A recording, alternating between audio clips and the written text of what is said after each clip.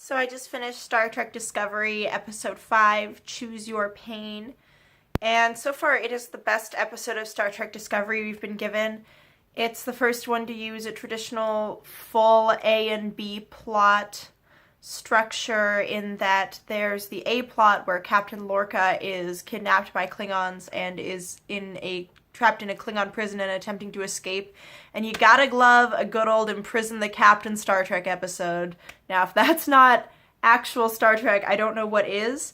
That being said, I still don't like Captain Lorca. I see what they're trying to do with Captain Lorca. He's basically darker Malcolm Reynolds, to be honest, or darker Captain Maxwell. You know, he's just a dark character that clearly makes rash ideological decisions based on his personal utilitarian calculus.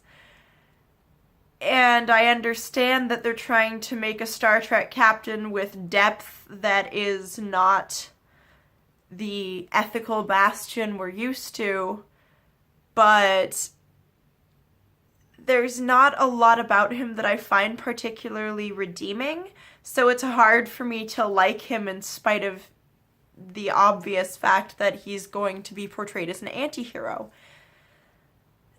The strong aspects of this episode would probably mostly be within the B plot for me, which was basically Michael Burnham trying to figure out the Tardigrade and how it relates to their magical space mushroom network.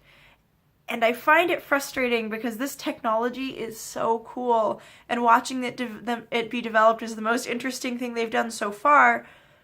But because it's a prequel, and we know in the future Star Trek does not use this technology, we know that there's going to be something fundamentally wrong with it. It won't work. It's not going to be a technology that people use in a mainstream way in the future that ultimately will benefit the Federation in any way.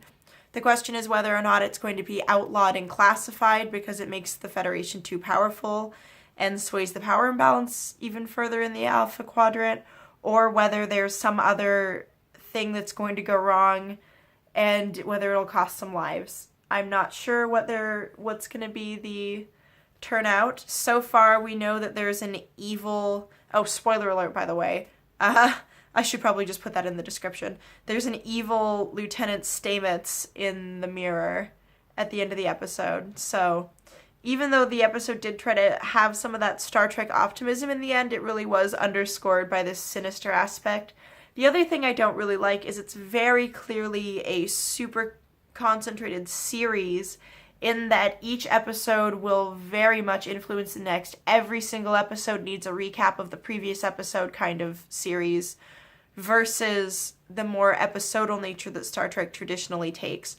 I can understand having a little bit more of a narrative, but for me, having this much of a narrative means the show is going to rely even more on consistently having a specific tone and a specific quality of writing. And so far, the show hasn't shown us that it's really able to do that. So I find it kind of frustrating.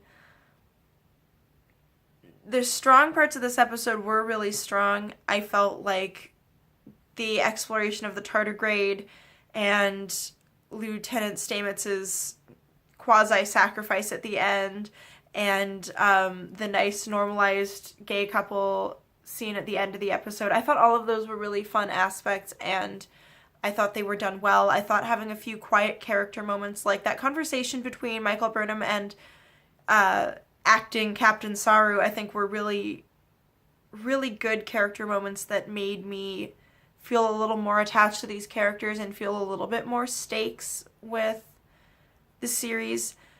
But the same problems are just going to keep plaguing it. I don't know why they made this a prequel. I don't know why they decided to make the Klingons such a giant part of the story and then completely redesign them.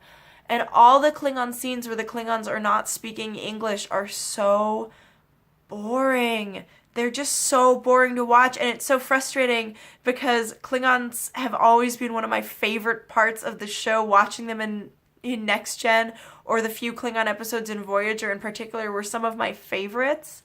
And so seeing one of my favorite things about the show so completely altered and made so dull when it used to be just so fun is I think what's wrong with this show, it just lacks a lot of fun. Ooh, although this show does say fuck. This is the Star Trek that is allowed to say fuck, and it was said 2 whole times in this episode in kind of a cute scene between Lieutenant Stamets and Cadet Tilly. I know I'm alone in this, but I kind of find Cadet Tilly to be a little bit charming at this point. I don't know why, I just kind of like her. To be honest, I think I do have a higher tolerance for annoying characters than most people do. I usually try to be charitable with finding things to like about characters. Although my love to hate in Voyager was Neelix, and my love to hate in Next Gen was Riker, and my love to hate in the original series was Kirk. I don't really have a love to hate in Enterprise or in Deep Space Nine, to be honest. But, you know, I never actually hated Wesley Crusher. For example, I think it was because I was the age where I was first noticing that boys were cute when I first started watching the show. Well, no, I was much younger than that, I guess. I was super little, but at the age when I was starting to think boys were cute, I was watching the show and I thought Wesley was cute. So maybe that distracted me. I didn't despise Wesley Crusher the way literally everyone else does. So I probably won't despise Tilly, even though I think everyone else will. And I'm not saying your loathing is invalid. It's just my personal tolerance for annoying characters tends to be a little higher, I've noticed. All in all, the episode was decent. It's the best so far. It still doesn't really feel like Star Trek. It still feels a little too glossy and Abramsy, and while the acting and the writing seems to be getting a little bit better, and I'm optimistic that episode 6 will be a little better, I'm just not really feeling it. I'm also going to drop a review for episode 5 of the Orville Krill, and in that one I might do a little bit more comparison, because in this video I just really wanted to talk about the Discovery episode. And just to be clear, I'm not blindly hating on Discovery. I don't think liking Discovery and liking the Orville is mutually exclusive, but I do think the Discovery so far is plagued with a lot of problems, and if they don't figure out how to resolve them in a way that captures the essence, I feel, of Star Trek, I think that the show is going to ultimately fail, especially with the bizarre way they've released it. And I hate CBS All Access. It's expensive, and it has the worst ad setup ever. Like, even Hulu, when they force me to watch ads, they just are decent enough to put one at the beginning and one at the end. There's like 3 commercial breaks in this fucking thing. I hate it. I hate ads. I have no tolerance for ads anymore. I've been spoiled by Netflix and other streaming sites, and this is nonsense. I'm so offended. I hate it. So far, I'm still just not feeling Star Trek Discovery. I hope that it gets better, but I recognize that this is probably just what we're gonna have. I hope if they make it to a second season that they decide to take a different pitch with the story and do something a little more in the vein of classic Trek. Overall, though, I'd give this episode a watch if you're already subscribed to the CBS All Access, or if you have a free means of watching it with Netflix and a proxy. That is everything I have on this one, so Wiedersehen, bitches.